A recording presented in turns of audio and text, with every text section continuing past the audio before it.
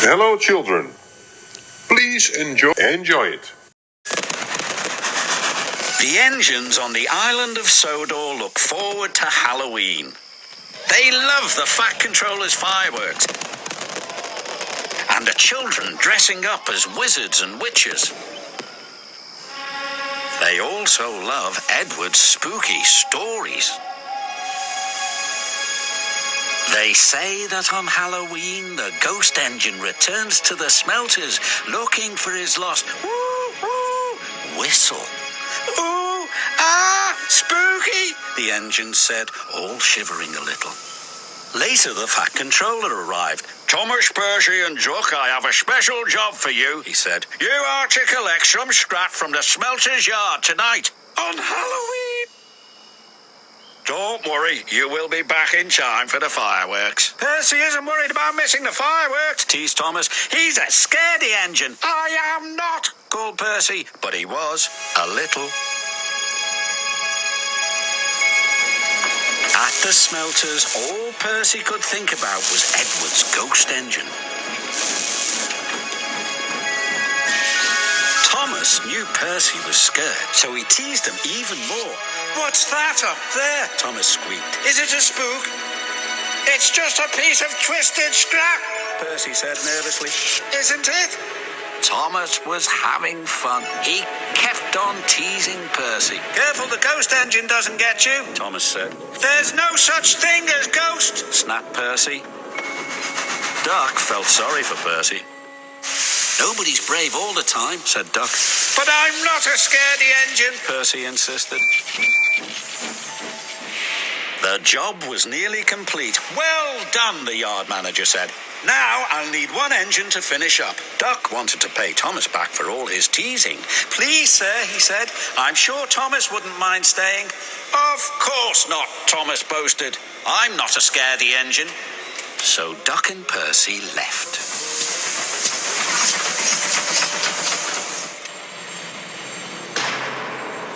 When Thomas was by himself, every sound and every shadow was spooky. He was beginning to feel very scared. There's no such things as ghosts, he said nervously. Who's there? Thomas was so busy looking for ghosts, he didn't watch where he was going.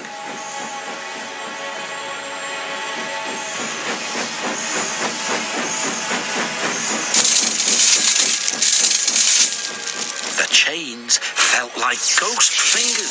Something's got me! Thomas wheezed and set off an old steam whistle. The ghost whistle, said Thomas, and he raced away as fast as his wheels could carry him. The ghost engine is after me! It was naughty of Thomas to tease you, Percy, said Duck. He was only playing, said Percy. I hope he hurries up. I wouldn't want him to be late for the fireworks. He's after me! I don't think he'll be late, said Duck. Duck and Percy joined the other engines for the fireworks. Where's Thomas? Percy asked. He'll miss all the fun. It would serve him right after all his teasing, Duck said. But Percy was worried. He went to look for his friend.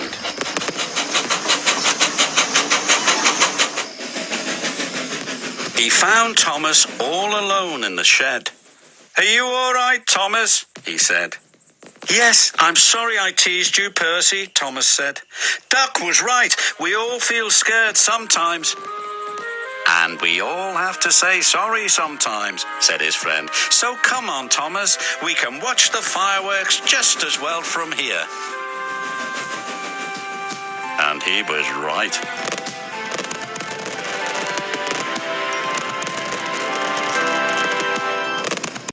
Oh, you're back. Please enjoy the next story. It was a moonlit night. Henry was taking a goods train to the station by the lake. Whenever that owl hoots, a mist rolls in, murmured Edward.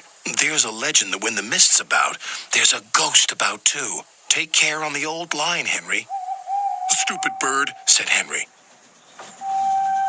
Owls, mists, ghosts. Edward's going soft at the boiler. There's no mist. But Henry was wrong. What's that? Cried Henry. It's an amber lamp, murmured his driver. That means proceed with caution. Who's there? No one replied. Henry crept slowly forward. He stopped by a tree. It had a sign nailed to it, "Beware of the viaduct." The driver was surprised.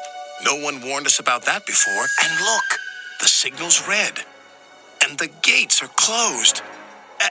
And there's a fogman's coat. But where is its owner? Then they saw a light move within the station building. Ghosts! Exclaimed Henry. Edward was right. Something very strange is happening, said his driver. I think it's best we go back. So do I, agreed Henry. By morning, the mist had cleared. A workman was talking about the unsafe viaduct. Lucky you didn't cross it last night. Yes, but we don't know who warned us, replied Henry's driver.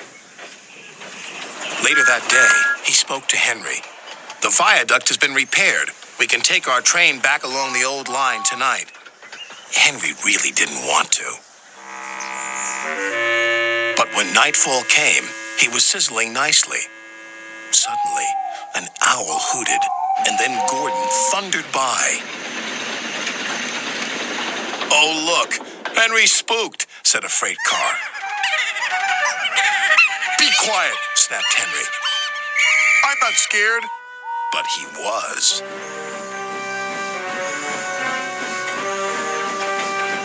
A little later, the fog came down. As they approached the same area, they saw the amber light again. Here we go, said Henry's driver.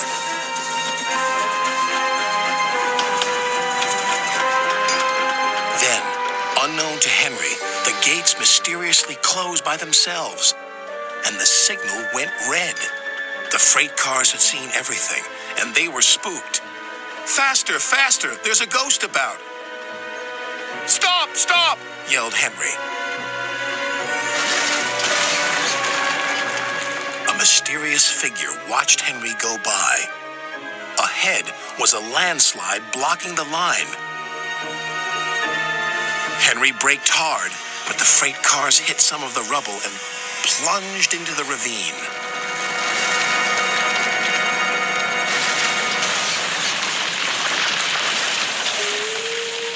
Just then, Henry's driver saw a strange sight coming towards them. What's that? He said. The fireman laughed. That's our ghost. It's Old Bailey, the fogman. Old Bailey was very cross. I tried to warn you about the viaduct. Why didn't you pay attention? We're sorry, replied the driver. Is there anything we can do to thank you? I'd like to operate that old station. If you let me, I promise I won't spook Henry again. And in a little while, Old Bailey's wish was granted. You and your station will be really useful, said Sir Topham Hatt. Let's hear a hearty thank you to the friendliest, ghost on the island. Everyone cheered, especially Henry, who was the happiest of all. Now, got some ghostly tales for some cat burglary or something. Just watch.